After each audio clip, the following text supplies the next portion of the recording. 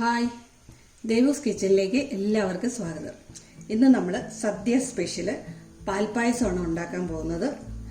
Pink പാൽപ്പായസം, നല്ല pinkish കളറിൽ വരുന്ന പാൽപ്പായസം ഇല്ലേ, അതേപോലെ ആണ് ചെയ്യുന്നത്. ഉരുളിയിലല്ല നമ്മൾ ചെയ്യുന്നത്, ഇന്ന് കുക്കറിലാണ് നമ്മൾ ചെയ്യുന്നത്. വളരെ എളുപ്പത്തിൽ അതേ ടെക്സ്ചറിൽ തന്നെ ആ പാൽപ്പായസം പിങ്കിഷ് ഷെയ്ഡോട് കൂടിയിട്ടുള്ള അതേ ടെക്സ്ചറിൽ തന്നെ നല്ല അടിപൊളി പാൽപ്പായസം നമുക്ക് ഉണ്ടാക്കാം. അതിന് വേണ്ടത് ഇത് ഞാൻ നമ്മുടെ കൈപ്പിടിക്ക് ഒരു 2 കൈപ്പിടി അരിയാണ് എടുത്തിരിക്കുന്നത്. അത് നന്നായിട്ട് കഴുകി അതിൻ്റെ ഇതെല്ലാം മാറ്റി വെച്ചിരിക്കുകയാണ്. 2 പിടിയാണ് എടുത്തിരിക്കുന്നത്. ഇത് 1 ലിറ്റർ പാല്, 2 കവർ പാല്, അതായത് 1 ലിറ്റർ പാലാണ് ഞാൻ എടുത്തിരിക്കുന്നത്. ഈ 2 പിടി അരിക്ക് 1 ലിറ്റർ പാലാണ് എടുത്തിരിക്കുന്നത്. പഞ്ചസാര 1.5 കപ്പ് വരെ ഞാനിടും. കാരണം നല്ല മധുരം വേണമെന്നുണ്ടെങ്കിൽ 1.5 കപ്പ്. മധുരം നിങ്ങളുടെ ആവശ്യത്തിനനുസരിച്ച് അങ്ങോട്ടോ ഇങ്ങോട്ടോ കൂട്ടും കുറയ്ക്കുകയോ ഒക്കെ ചെയ്യാം. 1 കപ്പ് ഇട്ടാലും നിങ്ങളുടെ മധുരത്തിന് അത് മതി ആവുമെങ്കിൽ 1 കപ്പ് ഇട്ടാലും മതി. പക്ഷെ ഞാൻ 1.5 കപ്പ് ഇടും. കാരണം നല്ല അമ്പലപ്പുഴ പാൽപ്പായസം വരണമെന്നുണ്ടെങ്കിൽ, നല്ല മധുരത്തിൽ വരണമെന്നുണ്ടെങ്കിൽ 1.5 കപ്പ് ആണ് അളവ് വരുന്നത്. ഞാൻ ഇടുന്ന അളവ് നിങ്ങൾക്ക് കൂട്ടു കുറയ്ക്കുകയോ ചെയ്യാം. അപ്പം ആദ്യം തന്നെ നമുക്ക് തീ കത്തിച്ചിട്ട് പാല് കുക്കറിൽ ഒഴിക്കുക. അത് മിനിമം ഒരു 5 ലിറ്ററിൻ്റെ കുക്കറെങ്കിലും നമ്മൾ എടുക്കുക. കാരണം ഇത് വിസിൽ വരരുത്, അല്ലാതെയാണ് ചെയ്യേണ്ടത്. അപ്പം നമ്മൾ തിളച്ച് അത് തൂവി പോവാതെ ഇരിക്കുക. അപ്പം ഈ അളവിനെ എടുക്കണമെങ്കിൽ ഒരു 5 ലിറ്ററിൻ്റെ കുക്കറെങ്കിലും നമ്മൾ എടുക്കുക. ചെറിയ കുക്കറിൽ നമ്മൾ എടുക്കുമ്പോൾ അത് അതേപോലെ വരില്ല, പുറത്തോട്ട് തൂവി പോകും. അതുകൊണ്ട് 5 ലിറ്ററിൻ്റെ കുക്കറെങ്കിലും മിനിമം എടുക്കുക. അതിലോട്ട് 2 കവർ പാല് ഞാൻ പൊട്ടിച്ചൊഴിച്ചിട്ടുണ്ട്. ഇതിലേക്ക് നമുക്ക് ഈ അരി ഇട്ട് കൊടുക്കാം. വളരെ എളുപ്പത്തിൽ നമുക്കിത് റെഡിയാക്കാം. ഇതിൻ്റെ പുറകെ ഒന്നും നിൽക്കേണ്ട ആവശ്യമില്ല. ഇതൊന്ന് നമുക്ക് ഇളക്കി കൊടുക്കാം. ഇതിലോട്ട് പഞ്ചസാര ചേർക്കാം. ഇത് 1 കപ്പ്, 1/2 കപ്പ്, 1.5 കപ്പ് ഞാൻ ചേർത്ത് കൊടുത്തിട്ടുണ്ട്. എന്നിട്ട് ഇത് നന്നായിട്ട് ഇളക്കുക. പാല് നന്നായിട്ട് ചൂടാകണം. അത് ചൂടായി വരുന്ന സമയത്ത് നമുക്ക് കുക്കറങ്ങ് അടയ്ക്കാം. ഇതെല്ലാം ഒന്നിച്ചാണ് നമ്മൾ ചേർക്കുന്നത്. പാല്, അരി, പഞ്ചസാര ഒന്നിച്ച് 3 ഐറ്റംസും. ഇത്രയും 3 കാര്യങ്ങൾ മാത്രം മതി നമ്മൾ അടിപൊളി പാൽപ്പായസം റെഡിയാവാൻ.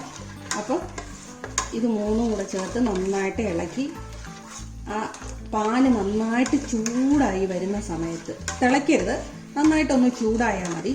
ആ സമയത്ത് നമുക്ക് കുക്കറങ്ങ് ക്ലോസ് ചെയ്യാം. നോക്കൂ, പാല് ചൂടായിട്ടുണ്ട്, എന്നാൽ തിളച്ചിട്ടുമില്ല. കണ്ടോ, നന്നായിട്ട് കാണുന്നുണ്ടെന്ന് തോന്നുന്നു. പാല് നന്നായിട്ട് ചൂടായിട്ടുണ്ട്. കണ്ടോ, ആവി ചെറുതായിട്ട് വരുന്നു. ഇത്രയും മതി. ഈ സ്റ്റേജിൽ നമുക്ക് കുക്കറങ്ങ് ക്ലോസ് ചെയ്യാം. കുക്കർ ഇതാ അടച്ചിട്ടുണ്ട്. നമുക്ക് ഇതിന്ന് ഒരു സൗണ്ട് കേൾക്കും, ചെറിയൊരു എന്ന് പറഞ്ഞിട്ട് ഒരു സൗണ്ട് കേൾക്കും. നമ്മൾ അതായത് വിസിൽ വരുന്നതിന് തൊട്ട് മുന്നേ ഉള്ള സൗണ്ട്. വിസിൽ വരരുത്, ഒരു വിസിൽ പോലും നമുക്ക് ആവശ്യമില്ല.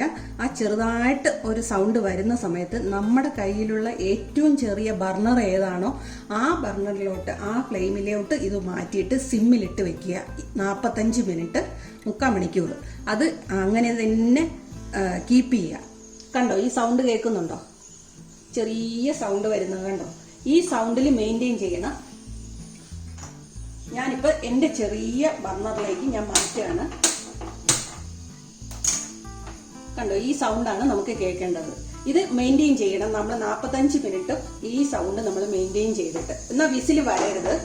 എന്നിട്ട് ഞാൻ എൻ്റെ കയ്യിലുള്ള ചെറിയ ഫ്ലെയിമിലേക്ക് മാറ്റിയിട്ടുണ്ട്. ഏറ്റവും ചെറുതിലേക്ക് സിമ്മിലിട്ട് വെക്കുക. 45 മിനിറ്റ് കഴിഞ്ഞതിന് ശേഷം തീ ഓഫ് ചെയ്യുക. പിന്നെ ഈ കുക്കർ അനക്കാതെ അങ്ങ് മാറ്റി വയ്ക്കുക. 1 മണിക്കൂർ കഴിഞ്ഞ് തുറന്നാൽ മതി. ആ 1 മണിക്കൂർ കഴിഞ്ഞ് തുറക്കുമ്പോഴേക്ക് നല്ല അടിപൊളി, നല്ല ടെക്സ്ചറിലുള്ള നല്ല പിങ്ക് പാൽപ്പായസം നമുക്ക് റെഡിയാവും. ഈ സൗണ്ട് എപ്പോഴും മെയിൻറ്റെയിൻ ചെയ്യുക. കാരണം ഇത് ഇല്ലാതിരിക്കുക, ഈ സൗണ്ട് കേട്ടില്ലെങ്കിൽ നമുക്ക് അതിനകത്ത് കുക്കാവത്തില്ല. അപ്പം ഈ സൗണ്ട് വരണം, പക്ഷെ വിസിൽ വരരുത്. അത് ശ്രദ്ധിക്കുക, പ്രത്യേകം ശ്രദ്ധിക്കുക. വിസിൽ വരരുത്. ഈ സൗണ്ട് മാത്രം മെയിൻറ്റെയിൻ ചെയ്താൽ മതി. 45 മിനിറ്റ് ഇതേപോലെ. അത് കഴിഞ്ഞിട്ട് തീ അങ്ങ് ഓഫ് ചെയ്യുക. ക്ലോക്ക് നോക്കിയിട്ട് നിങ്ങൾ ഈ വിസിൽ വരുമ്പോൾ ക്ലോക്ക് നോക്കുക. 45 മിനിറ്റ് കഴിയുമ്പോൾ ഫ്ലെയിം ഓഫ് ചെയ്യുക. 1 മണിക്കൂർ അനക്കാതെ മാറ്റി വയ്ക്കുക. അത് കഴിഞ്ഞിട്ട് നമുക്ക് നോക്കാം. അപ്പോൾ പായസം എന്തായെന്ന് നമുക്ക് നോക്കാം. കാരണം 3/4 മണിക്കൂർ കഴിഞ്ഞപ്പം ഞാൻ ഫ്ലെയിം ഓഫ് ചെയ്തു. 1 മണിക്കൂർ ഇപ്പോൾ കഴിഞ്ഞിട്ടുണ്ട്. ഫ്ലെയിം ഓഫ് ചെയ്ത് കഴിഞ്ഞിട്ട് 1 മണിക്കൂറും കൂടെ കഴിഞ്ഞിട്ടുണ്ട്. എന്തായെന്ന് നമുക്കിപ്പോൾ തുറന്നു നോക്കാം.